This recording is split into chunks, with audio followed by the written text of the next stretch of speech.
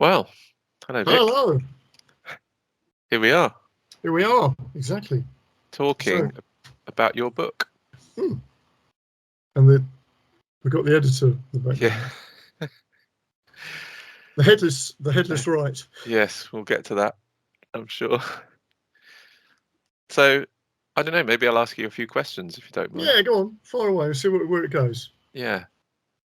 So, Vic, what do you do? You got that from somewhere. Yes. Well, primarily I'm a musician, a teacher of music. But what I do, because I've always been fascinated about people and learning, and why some people learn very quickly. I mean, see, we always get this idea that somebody's sort of musical, right? And they just learn very quickly. And then, other people aren't very musical and they take a long time to learn, type of idea. And that's nonsense. And my experience has been that I've seen some people that are like astoundingly good at the beginning and they sort of get stuck.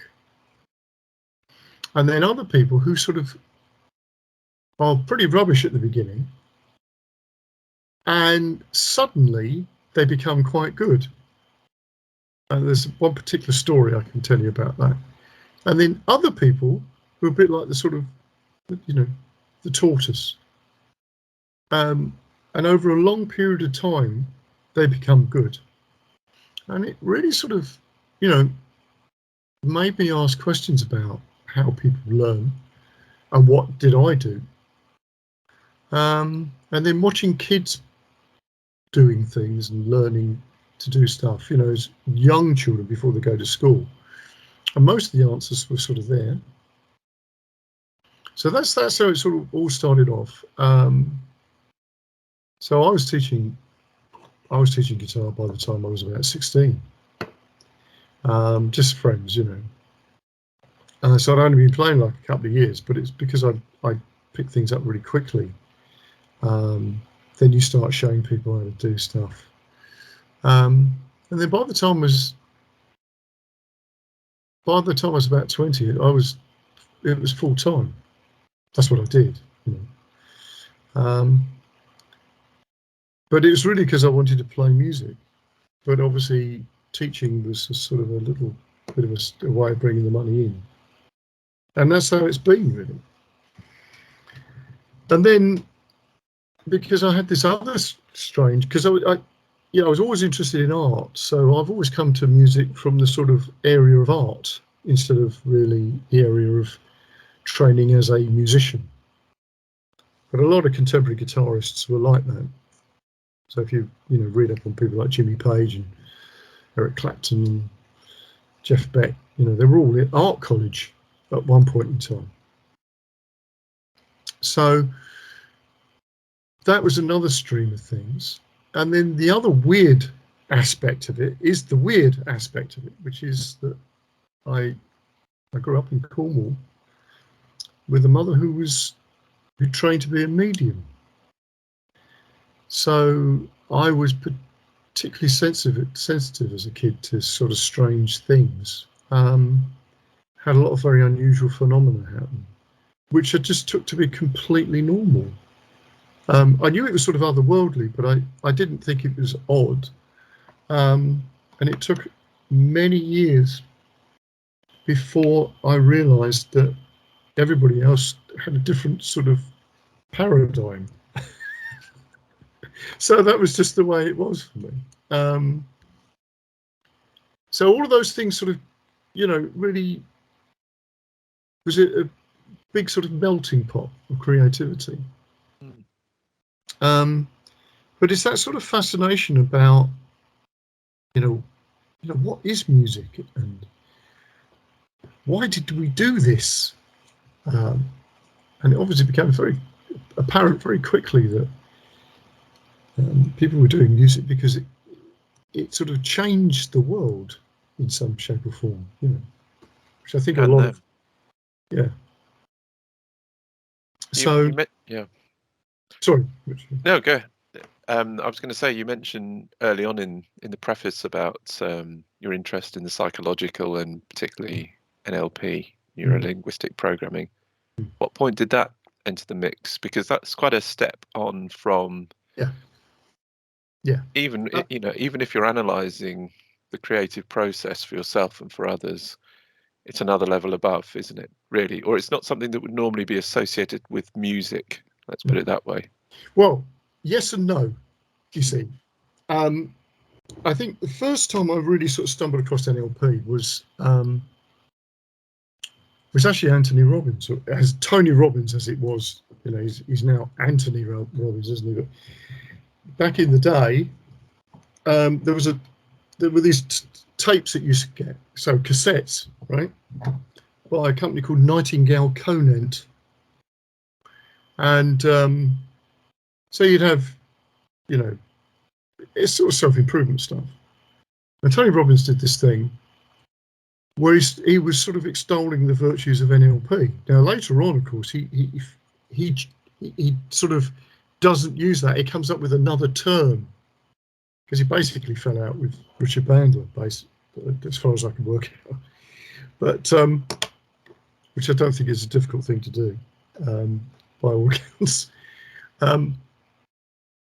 So that was the first thing that got me intrigued by this thing, because he was doing extraordinary things with it, you know, like getting sportsmen to do, you know, win gold medals and whatever.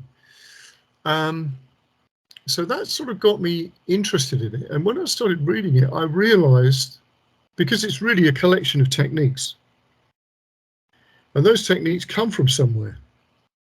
You know, obviously Bandler and Grinder were brilliantly clever, and they could see things about in language patterns of how, you know, with hypnosis and stuff like that. And they were drawing upon all these techniques by people like Milton Erickson, who was a hypnotist, and obviously psychotherapists like Virginia Satir, Gregory Bateson's another one that they took a lot of his ideas. Fritz Perls, and it was just this massive sort of melting pot. You know, does this work? And strangely, very similar to like chaos magic. You know, let's try this out. But of course, Bandler being a mathematician, he sort of encoded the ideas. You know, so he could sort of almost write a formula about how the thing worked. But interestingly, that's not really the way that he teaches it. And I was lucky to actually go and learn NLP with Bandler and Paul McKenna. And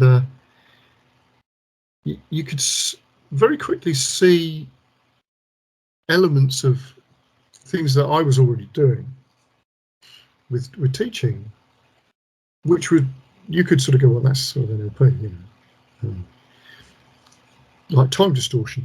I was doing stuff with that, and being able to get people to practice for longer than they thought they'd practice for, stuff like that. And again, that came because of experiences that I'd had as a teenager. So that's sort of where the NLP sort of comes in. So, you know, that was probably back in 1980, end of the 80s, I think I got interested in it. But as a sort of a side note, actually, when I was about 18, so that was a lot earlier than that, I went on a seminar, a guitar masterclass with Barney Kessel. And Kessel was one of the great jazz guitarists, you know, of all time, really. And Kessel would work with everybody, and he'd be voted the best guitarist in the world back in the 1950s, about 3 years in a row, you know. But he did this 4-day thing, and on the first day, it was purely psychological. And I recognised a lot of those things as NLP, actually, later. And I don't know whether he was involved with Bandler earlier on, because that was sort of very formative time, you know. But it certainly had all of the hallmarks of what Bandler was doing. But he didn't give it a name or anything. So that's so there's all these type of things as sort of coming along. So that's the NLP sort of influence, and I sort of trained in it, but I tend to be a bit of a rebel about how I use the techniques, you know, and I make them my own. Was there some overlap there between what you were learning with NLP and the kind of way that your mother as a medium would have spoken to a room full of people? And well, not meaning to kind of imply that she's coercing them, but there's... No, I'll tell you a really interesting story. My mother, because she trained as a medium, she didn't actually go and practice as one, but I did, because in my teenage years, I sat in circle. So that's, for those who don't know, you literally sitting in a circle, because it's a sort of Christian spiritualist thing. You know, you do prayers and all the rest of it. And of course, Jack Hunter's done a lot of work on this. And he explains the stuff really well, actually, about the sort of strange sort of phenomena that happens. And I then went out. I was like an understudy to somebody who was a really good medium. In fact, there were two really good mediums, actually. Because when these people work and they really hit the button, they're just astonishing what they come up with. So working with these people, there is a sort of a way that you communicate. So yes, there is a way that you I don't want to say work a room, because you're in a flow. So there's a flow state thing, which again is a trance state. And you do go into trance. So again, there's that sort of hypnotic element.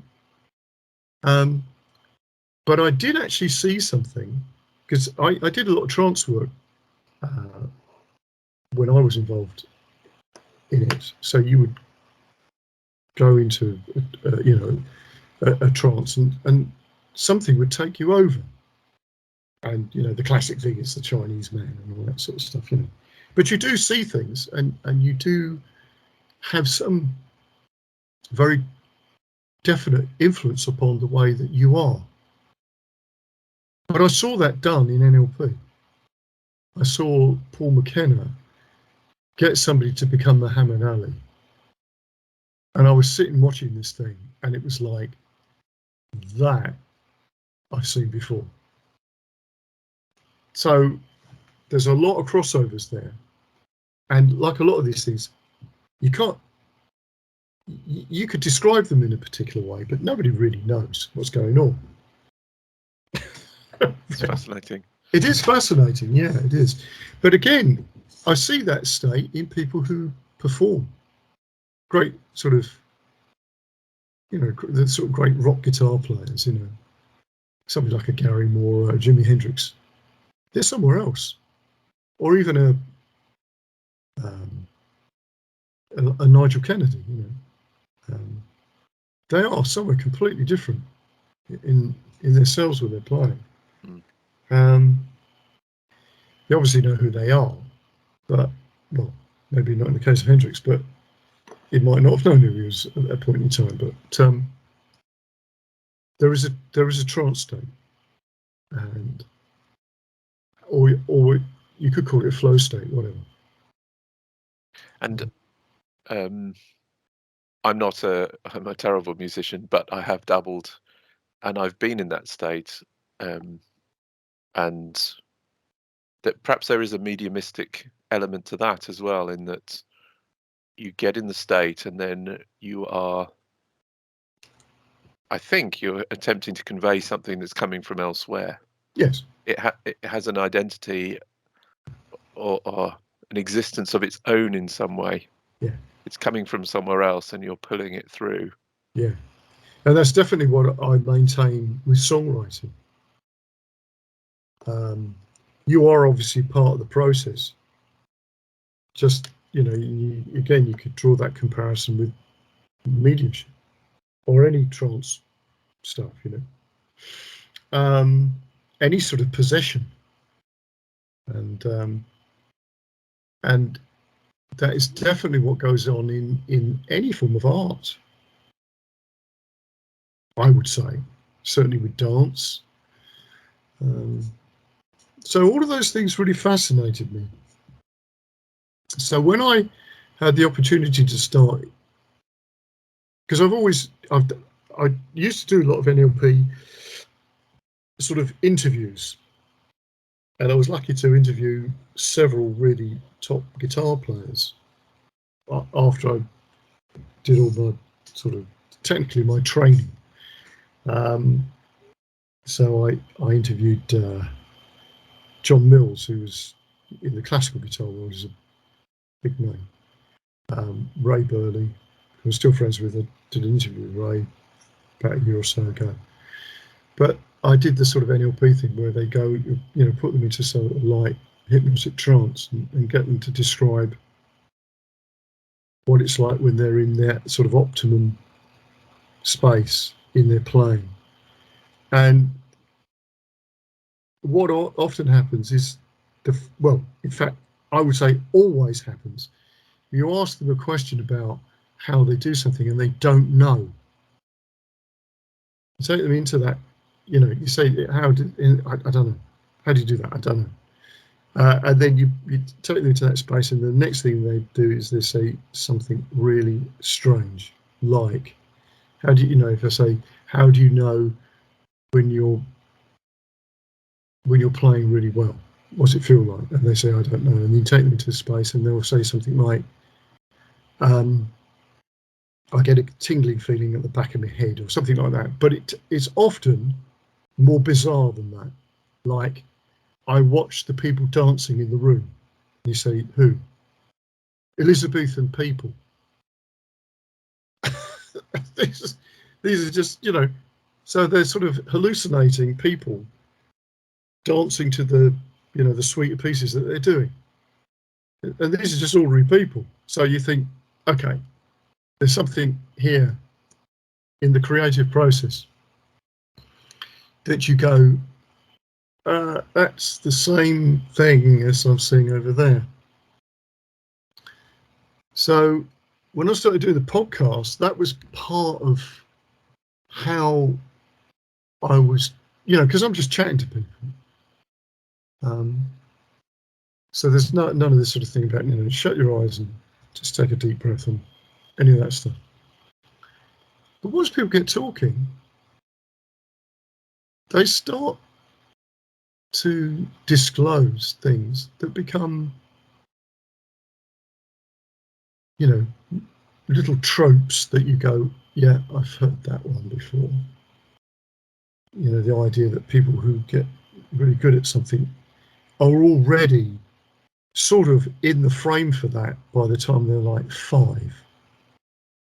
Something strange happens to them, in those early years. Like somebody buys them a snare drum for Christmas when they're 5 years of age.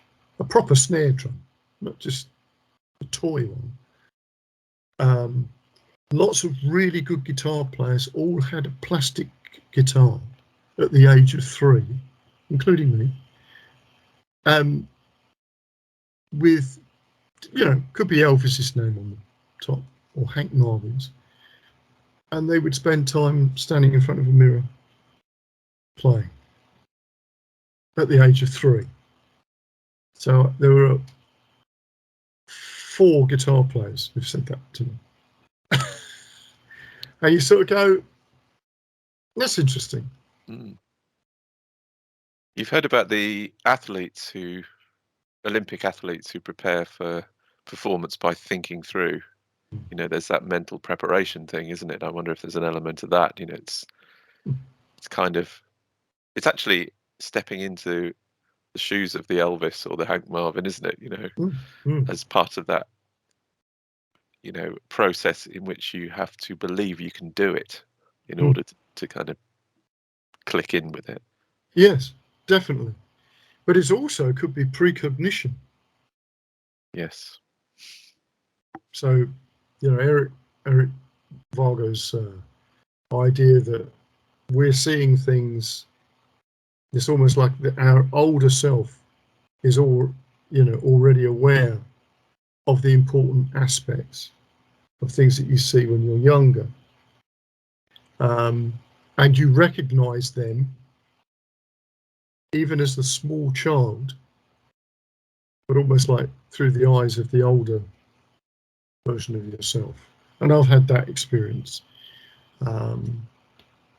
where things that I did as a kid became really important, had a different significance to me as I got older, because I thought, I've seen that. But I was like 4 or 5, or even younger than that, maybe. So I don't think there's an art. This is the point again. I keep saying this in the book as well, that actually there's not really an answer. It's just about better questions. Yeah. Because I actually think a lot of this stuff is unknowable. And the intellect really is very good at being able to map the terrain that you're in, so that you can travel from A to B. But the map isn't, it's not the territory, is a classic phrase that they use in NLP that was stolen from Alfred Korzybski. Yeah, that's it. Thanks, because I was not going to remember. But it is true. So you don't get any of the reality in the map. But ironically, of course, the map is a magical item. So this other thing of, like with dowsing, you can douse on a map. I've spoken to you about this. So you can douse on a map, which is like, well, how can you douse on a map? Because it doesn't make sense. So if you're drawing that analogy with how we consciously map the world, our existence, is something that's probably not possible, really. We think we have the answer, but it's only the map. But the map is real enough to be, for you to do incredible things with. So reality, you could do extraordinary things with it, but it's actually a map. That sounds a bit bizarre, but it again. I've had some interesting interviews with people who do NLP, like Alistair Duncan, and he's very much about, it's all about your internal representation. That if there's any reality, that's all. That's it, type of thing. Which means it's like, well, what do you believe? What do you believe it is? Which again comes back to the sort of magical thinking and creativity. What do you think's possible? It sounds like you got into NLP at the right time, because I'm not an expert on it at all. Somewhere behind me, I've got a NLP for Dummies book, and I might have read one or two other things, but it feels like, early on it was very playful. It's all about experimentation and what works, and it's kind of like chaotic good, It is. particularly, in its application to creativity. But it seems like over time, like anything, it's a technology. It gets kind of weaponized, and so we live in a world now with psychological nudges and, Yes. potent advertising and Yes. hypnotizing of populations. Kind of, let's not go there. But Yeah. and I was listening to a podcast just this morning with a guy. I don't know his real name, but anyway, he works to make a living. He works as a what's he call it? He's kind of like a personal security guy, kind of guy. If you're, I don't know, not necessarily famous, but I guess if you're an oligarch and you want some protection while you're in the UK, you phone somebody and they'd work with your team and come up with a strategy to keep you and your family safe, or something like that, And he said the weirdest thing that he came across, because it was purely physical, it's like physical protection. This guy is a martial arts expert, but he said that these guys are coming in. He was specifically talking about Russian families or oligarchs in their crew, and they also had people who minded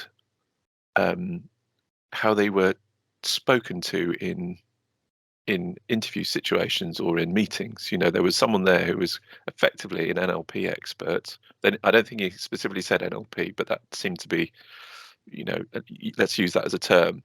There was someone there to make sure they weren't getting effectively mind hacked in the course of a meeting.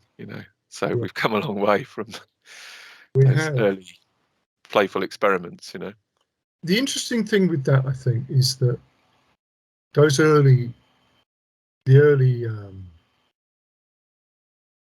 of NLP, there were a lot of influences which have been sort of airbrushed out, and it's comes across as being very scientific. It sounds very familiar, doesn't it? And not so sort of woo-woo.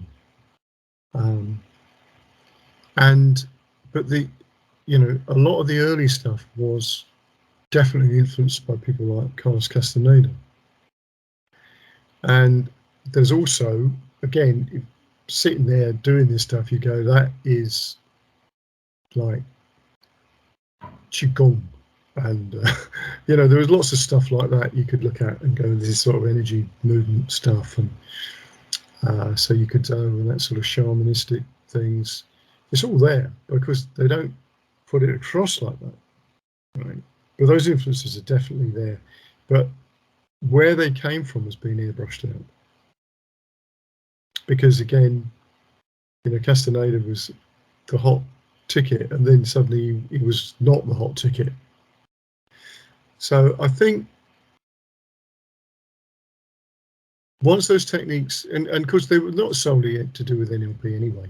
As I said, it's just they were taken from different things, and then, as you say, formalized. And then they become sort of, as you say, weaponized in a way. And then you find them appearing in other places, but not recognizable as NLP, unless you've done NLP and you go, look, that the VAC system in education is NLP, it's visual, audio, kinesthetic teaching, which of course is sort of good and bad at the same time, because it simplifies something down and makes it look like, well, you do this and that and that, because it's not that at all. It's more a case of, you have to observe how somebody is, or what language somebody is using, but of course it might change. We all change. One day you might suddenly be more language, more sort of touch orientated than in another day it might be you're more sort of kinesthetic about something, and another day you're more, it's more auditory.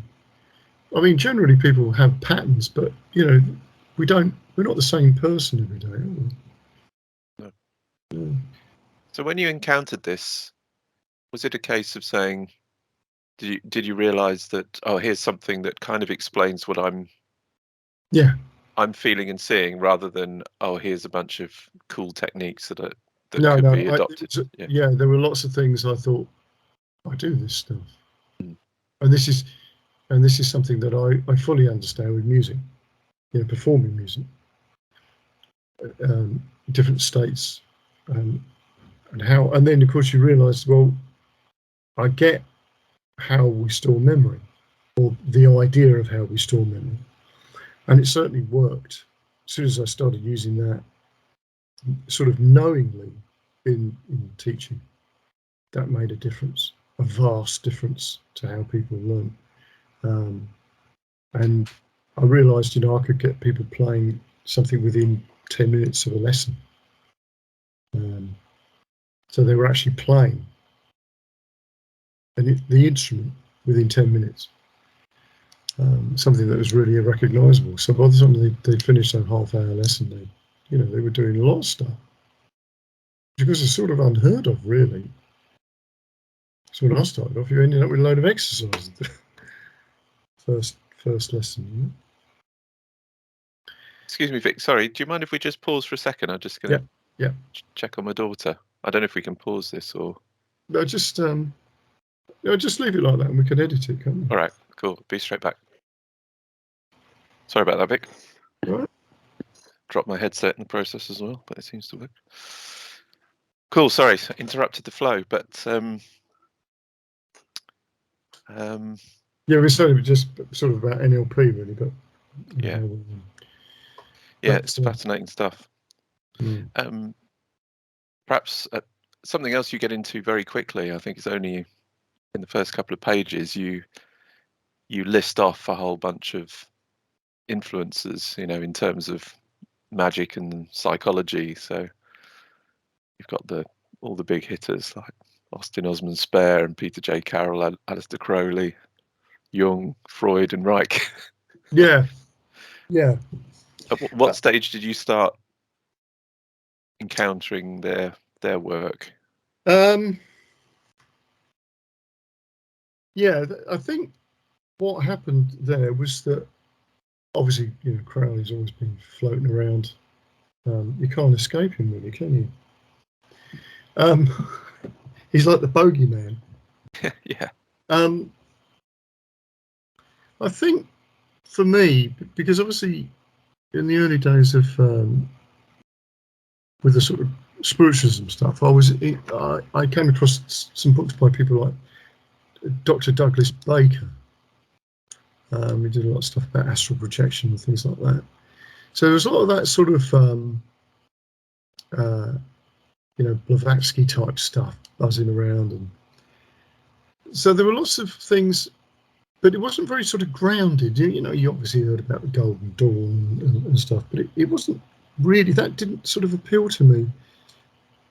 It's almost like I was coming at it from a point that you knew you could get information from somewhere, because obviously you're dealing with things like mediumship. You understand that's something that happens,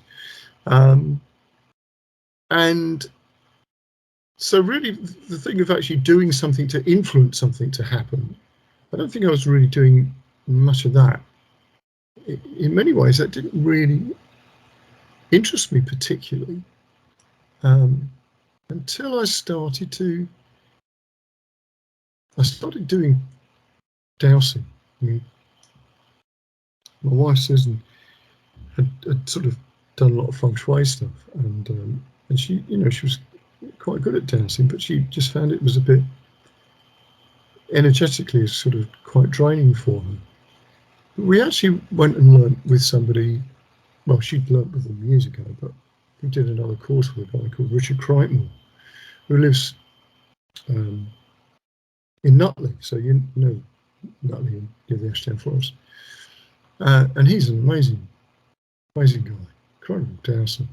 And he and his wife Julie did this thing. So we went off to like a haunted house and doused that, and they did some extraordinary stuff with like fairy circles and things, which were mind-boggling. I mean, you sort of think in the middle of the day, just doing stuff in a woodland, but you definitely you'd stand on this spot and it was like, that feels really odd. And they'd go, right, okay, now come out of there, and they do something, and then you go, now step back in it, and you go in, it was like, oh, it's gone. That's weird. But then they'd go, right, okay, now step back out, and then they would take that like a block off it that they just done, some sort of, and it was like, oh no, it feels weird again.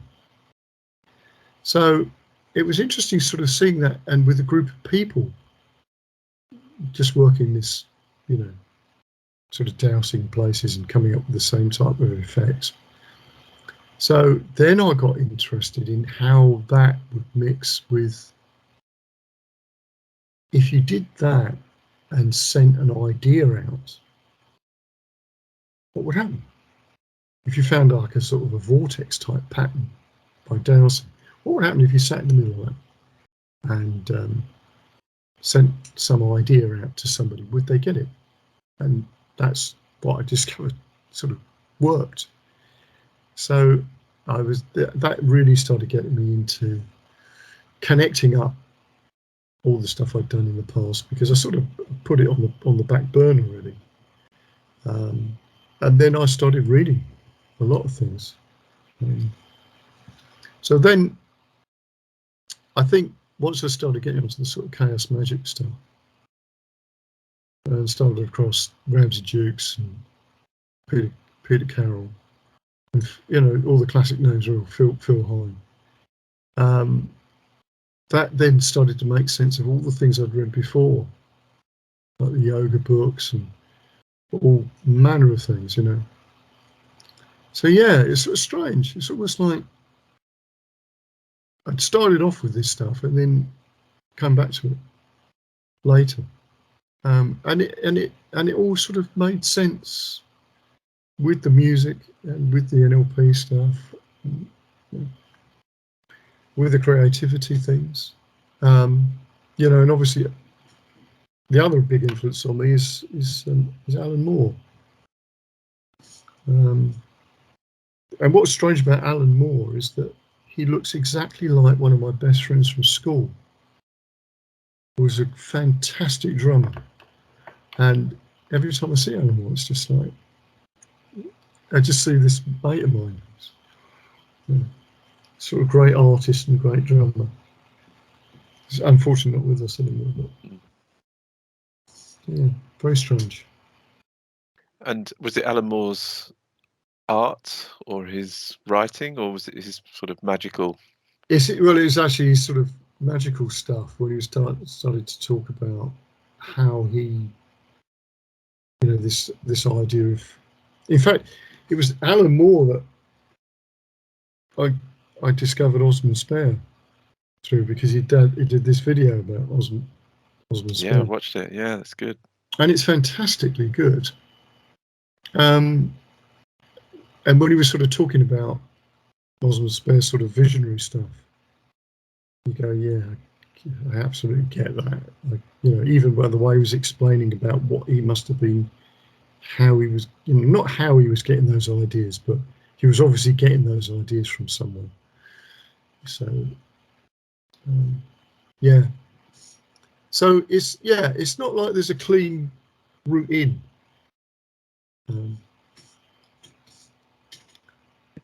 It's also quite a journey, isn't it, from the mediumship side of things? Because although I guess mediums and spiritualism is mapping some of the same terrain, it's a very different approach, isn't it?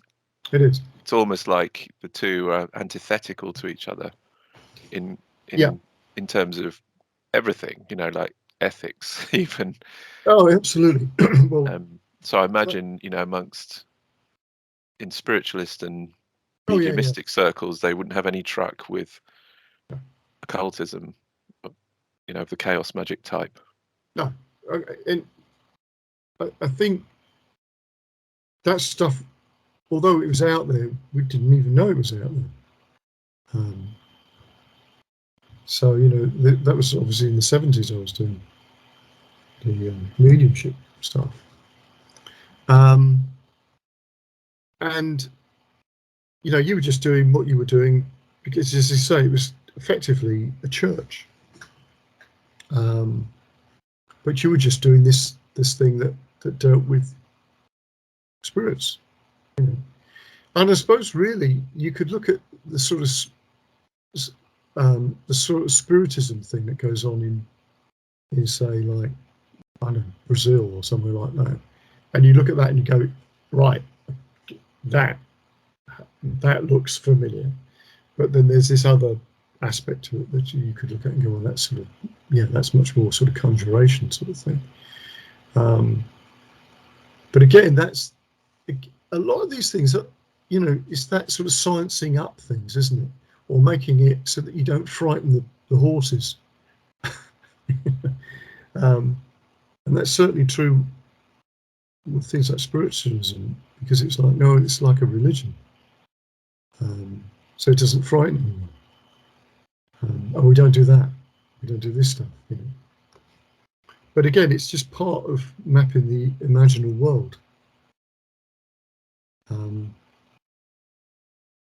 So, you know, I think that's probably the sort of trajectory of a lot of things. They start off being really open and really free, with no holds barred, and then gradually, as they develop in every field, you know, you can even say this about rock guitar, that it becomes more and more systematized until, you know, you end up learning. You go to college to learn rock guitar. You know, it's just like so, and it's the same with, you know, herbalism. So anything, you know, you end up going to, and it becomes sort of structured, and this is the way you do that thing. You know. But obviously, if you went back far enough, then you would just learn with the village elder or something, I don't know, or the old, you know, the old lady. Why do we do it? You know, because it's very much like that for individuals as well. And I guess with musicians, my favorite musicians tend to be ones whose early material is really raw, and it's raw because obviously it was produced on a budget, but also, you know, they really sound like they are desperate to get it out of themselves. You know, they've got this music pouring out of them, and they're just expressing, and it's maybe not recorded well. You know, it could have been refined, but it's that lack of refinement that makes it so compelling. And then obviously then there's a process of systematizing. You know, they've got suddenly got management involved, they've got people who like their music who want them to keep producing the same stuff, you know, and they almost like they're having to learn how to formularize it or systematize it, in order to keep doing it. And then hopefully they break through that stage and they get back to that more atavistic channeling that they once did without even thinking about it. You know, it's almost unlearn the systematization. And obviously the book you're referencing, Sergeant Pepper in for the Beatles, and again, I'm not a huge Beatles buff, but Sergeant Pepper seems like an album where they, you know, they literally let their hair down and went back to, you know, something quite raw and creative from something that become perhaps a bit formulaic in terms of songwriting. I think what happened, well, obviously the whole of the thing of the Beatles is it was a unique time. You know, there will never be anything like the Beatles again because of the time they appeared. And you could say that the same about the Stones as well. And obviously something like Sergeant Pepper is exactly the same thing. It was a unique situation for them to create that particular work. And it's far more experimental because they could. And it's the same with Led Zeppelin, you know, because the way that Zeppelin recorded their stuff, the record companies were kept out of the recording studio. So they didn't know what Zeppelin were doing. But you can't imagine that now, can you? And the problem is now, okay, technically, you don't need a record company because you could get your name out and do everything yourself. But of course, in reality, it's connections. And that's actually really difficult to do. In fact, it's probably even harder now because it's just like there's so much noise out there, you know. And that is something I think, you know, we've gone through we had a heyday for music, and I think that has gone from the way that people could just make money. I think that's gone, because everything's sort of become almost worthless because of that. In fact, I mentioned Jack Atterley's book Noise, and he predicted that. He predicted that sort of curve of when the CDs came out, but it was before CDs. It was just, he could see that coming. The technology would make it easier for people to record in a good sort of quality. Obviously, we know CDs aren't, but it would be easy, and they'll be able to make a lot of money. But then everybody will be able to do it. So then you get supply and demand. It would crash, which is exactly what's happened.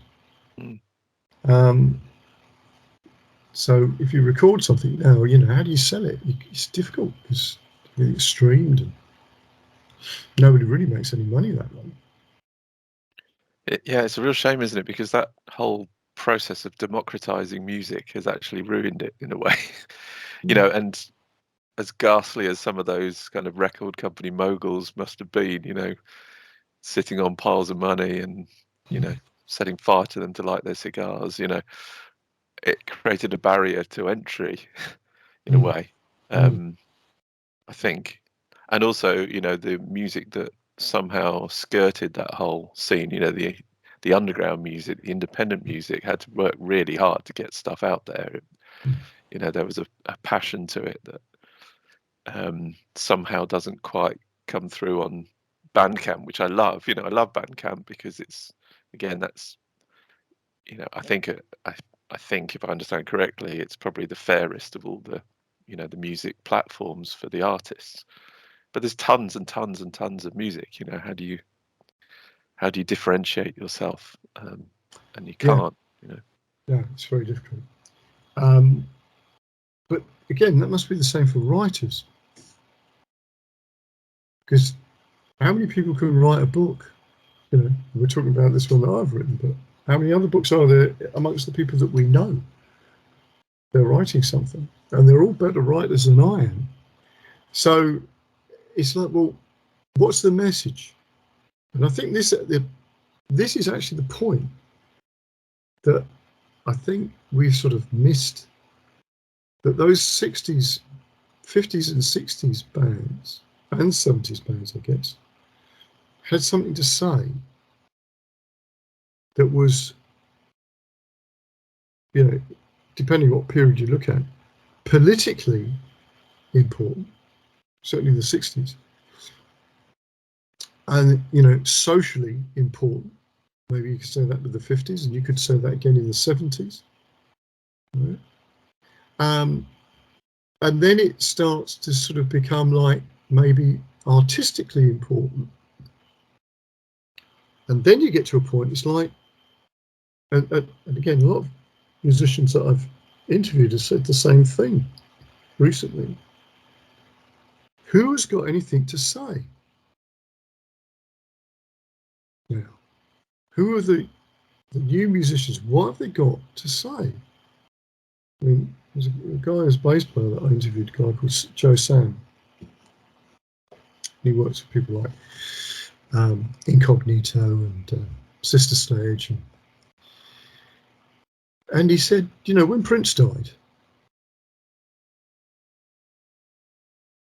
it was probably the last one that you sort of go like, well, Prince has got an album now. This is like Picasso. So, what's Prince doing? Because that's where it's going to go. Who is there now? And again, the democratization of this with people playing stuff on Instagram, TikTok. You've got like a minute or 30 seconds of somebody playing some ridiculous guitar playing, and then it's gone. But okay, technically, yes, that's interesting. But that's not what music's about, is it? It's about a message. So again, if you think about that, maybe going back to Alan Moore, maybe that's the point, that we need to get back to. It's not how good it sounds, and that's never been the case, really, is it? because all the bands and musical movements that made something happen didn't actually sound that good. As you said, it sounded a bit raw, not well recorded. The early blues stuff, it sounds like it's, the early reggae stuff, it sounds like it's in some sort of shack, probably because it was. It sounds absolutely terrible. Or it sounds like it's coming out from down a drain pipe. But it says something. And it speaks to you in a way. Punk, same thing. So when those things arrive, it's actually to do with the emotional energy that it brings. And I think that might be what it is, the emotional energy of any bit of artwork, whether it's a book or stage play or whatever. And again, if we keep going back to the technicalities and how we sort of science it up or tidy it up, we lose that, or we're in danger of losing it. Anyway. So as part of your teaching, are you encouraging your students to kind of birth the anger? Yeah, I think the sort of the rawness of an idea is important. This thing of, and this is difficult because I do a lot of examining work for guitar, but I try to encourage people to not worry about what somebody thinks about something. If somebody writes a song, it's a good song. Who am I to say? If somebody said to me, "But I want this to be, a pop song to be released," then you can go, "Okay, well, the packaging, you need to think about that." Right? But if it as a piece of art, a piece of expression, a song can be whatever you want it to be. So that's something that I do, and that's true with how you put a set together for a gig or whatever. Take songs by other people and change them, which again is something that in colleges it's like no, it's got to be note for note. Well, this is not Bach, this is not Beethoven, it's not Shakespeare. We can just change it. And it's always, it's like a sort of a heresy. Like, oh, you're doing this song, yeah, that bit in the middle is really difficult, isn't it? Don't do it. Don't do that bit in the middle. Because, you could spend a week learning that. You could learn an entire set in that time. A set of numbers that people would dance and enjoy much more than that middle bit of that song that you happen to like. So I get them to, it's like piracy, not from in the swashbuckling aspect of piracy. Look at things and think, yeah, we could do it, and we could do it this way, and then be creative about how you make those changes, so that it looks like you thought about it.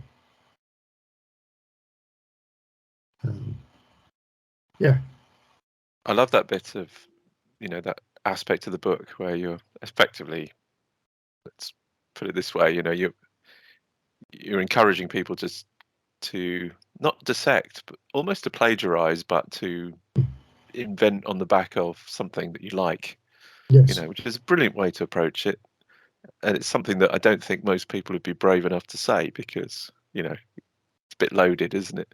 And musicians are rightly quite protective of their intellectual property, but it's such a great way to be creative, and you can get away from the original stimuli, can't you, to a new place, Yeah. Well, in fact, there are no new ideas, are there? Because if you come up with something that was truly original, it would just sound horrible, because it would just be familiar, So when people go like, if somebody comes up with an idea and say, "Oh, that's really good. It sounds a bit like so and so," they go, "Oh dear, no, that's good. If that sounds like the Eagles, that's great. If it's because at least it sounds like something that's really good." So then what you need to do is you need to make that yours. You need to take those ideas and develop them in such a way that you get the essence of what makes that good, but it doesn't sound like that evil song. You know? So you move it away into a territory that makes sense to you. Because if we didn't do that, we wouldn't have had the blues. You know, we wouldn't have had rock and roll. And all those other songs that sounded like something else. So we have to plagiarize. Yeah, and there are only so many notes in a scale. Yep. There's not much we can do, really. That brings us neatly on to cut up, but I wonder if maybe we save that for the next session. Yeah, I think that would be good because, as you say, that's like, well, I wouldn't say it's a rabbit hole. It's more like an abyss we're about to fall into. Which we will gleefully do. Exactly. Yeah, that's good. At some near future date, perhaps. Yeah. Excellent stuff. All right then, mate. All right. That's good. That was really interesting. Yeah, well, good questions. You should do this. Good answers. Yeah. You should do some podcast. Oh, doing it now, aren't we? Yeah, we are. I know. That's a bit of NLP, really. Standing on the shoulders of a giant here with your many years of podcasting success. Yeah, that was good. That was really interesting. Yeah. If you want to carry on doing these, I'll happily. Yeah, no, that'd be wicked. Yeah, cool. Yeah. All right, let's do another one soon.